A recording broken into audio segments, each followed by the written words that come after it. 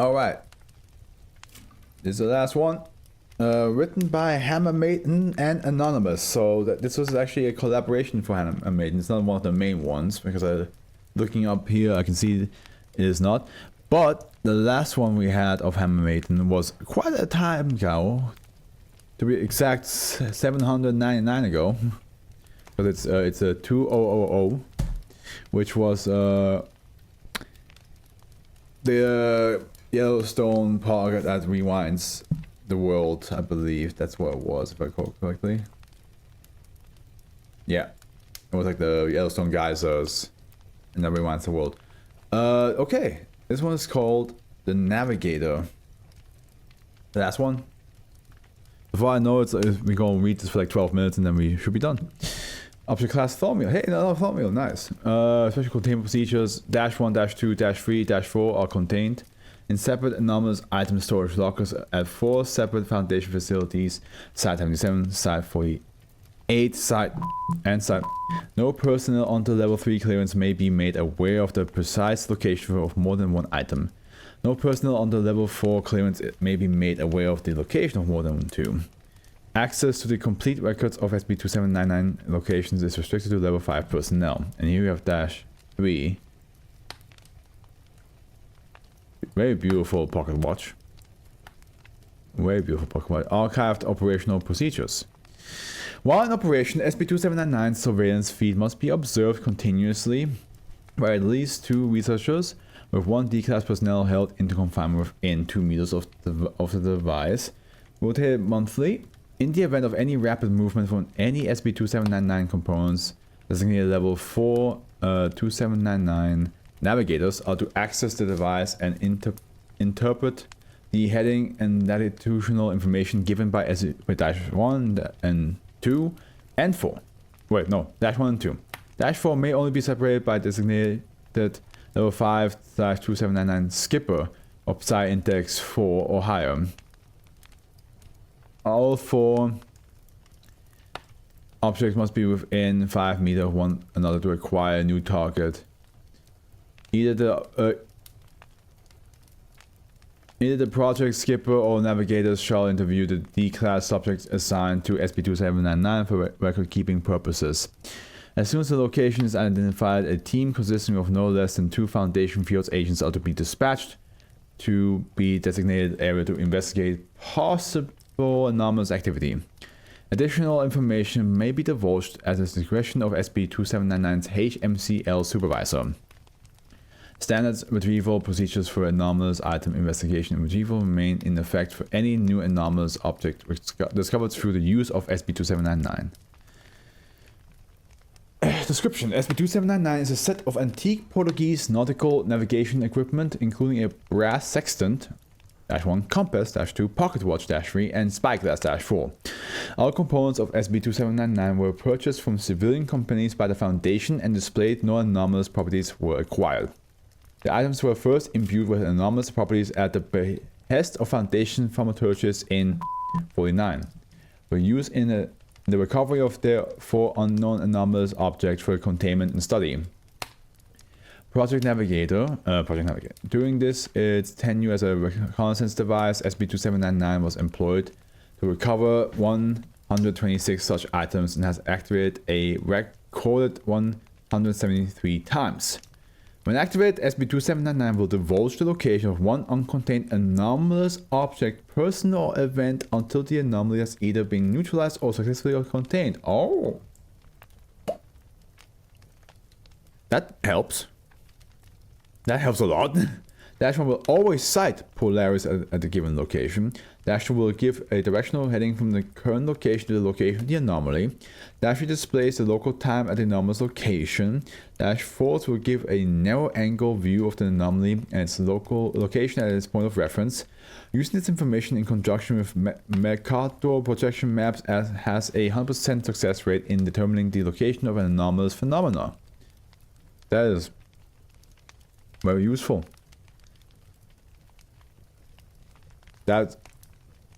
I mean, to be fair, I would feel like that would also kind of take away the whole aspect of like if there's a anomaly that the SCP doesn't know about, and then like they only hear about because like maybe the police or the news talked about it. But to be fair, it probably is not like constantly being able to find anomalies. In addition, one subject closest to SCP-2799 will experience a hallucination relevant to the object currently targeted by SCP-2799. These hallucinations commonly give some information about the target object's properties, location, or origins, and will persist until the object is contained. This feels like a little bit too powerful for the Foundation to have. If the subject dies or is otherwise terminated, all the personnel will be affected. Testing has shown that hallucinations have provided relevant data in 55% of SCP-2799 activation events. I feel like this takes away a lot of like the civilian aspect.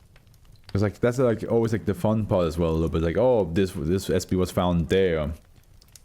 I feel like if you have this and you just know and you just know where it is immediately, there must be a downside. Incident report, what is 963 level 4/2799 claimants required. Forward at 3:45 AM on to SCP-2799 unexpectedly activated and targeted the researchers' dormitories at Site 19. Communication with the facility confirmed that no anomalous activity outside of SCP storage was detected at the time. The following interview was completed with D0991 at 4:30 AM by Security Officer Bertrand Tomlin, Researcher Rosalind P. Axel observing.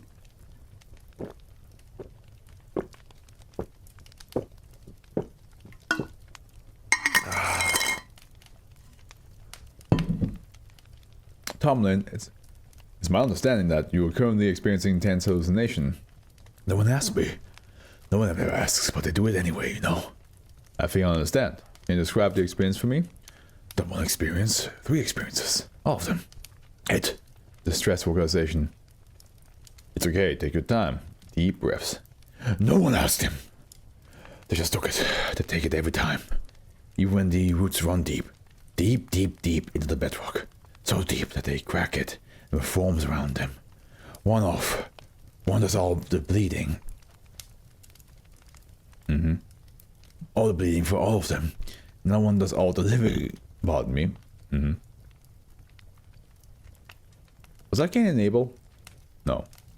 And they have done. They do all the bleeding and all the living, and now no one more, and he does the dying. Who does? Who are they? Not who, it. Maintain your professionalism. They arm people. How do you arm people? A person. Even deaf. Even no deaf. Especially no deaf. What do you mean in no deaf? They wait and wait and wait and nothing happens. Things get worse. And nothing happens. Bring her back, but nothing happens. Even from the top of the pyramid, you can't pull out the roots.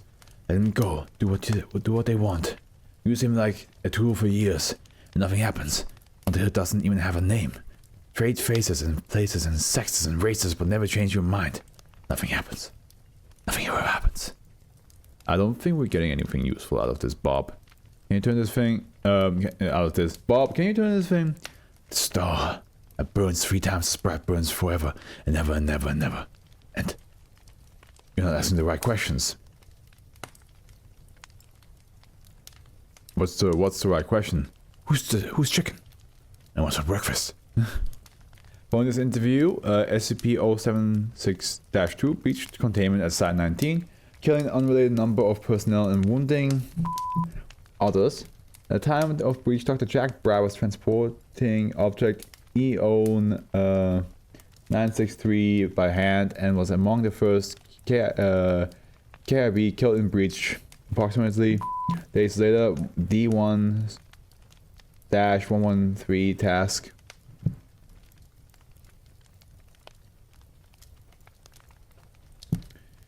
To clear the area of rubble, discovered SB-963 in the wreckage. Please refer to interview log 963 for more details. Subsequent interrogation of the acting navigator confirms that dashboard depicted the face of Dr. Bright.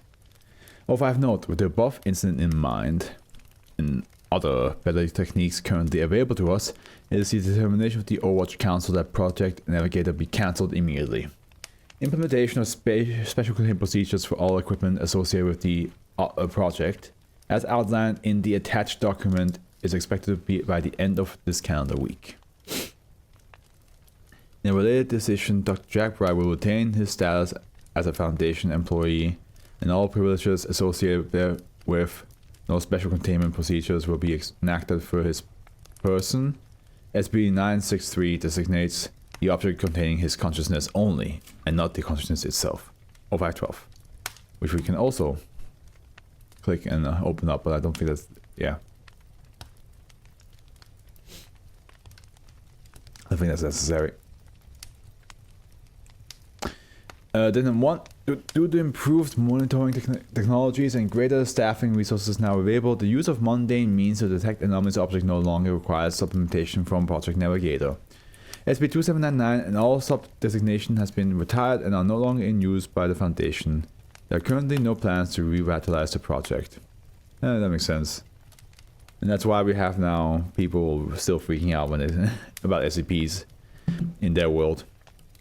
And yeah, I mean, at the end, I would have been like, that's kind of way too useful if the SCP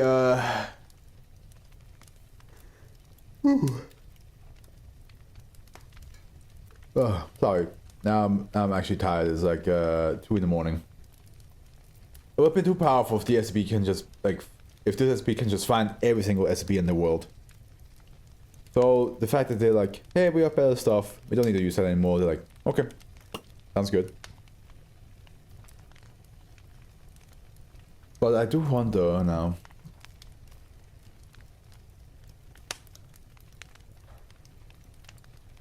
So yeah, this is definitely like supposed to like tell you like something happened and the SCP has reacted, but we didn't get any information from the D-class. That's cool. I think I would not completely shut down this SCP. I would keep it around, just in case. Like maybe some people prefer the old school ways, and maybe it's just helps pinpoint the SCP a bit more. I know it says here, oh, they have better ways of doing it now. They have better resources and all that stuff. But still, I would still keep that. It still helps you to find things.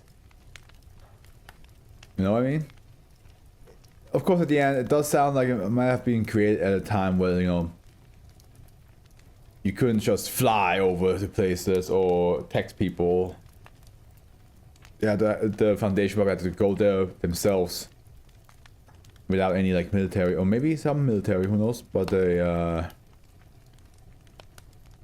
had to, like, use means to find the SCPs, and this was the only way to do it.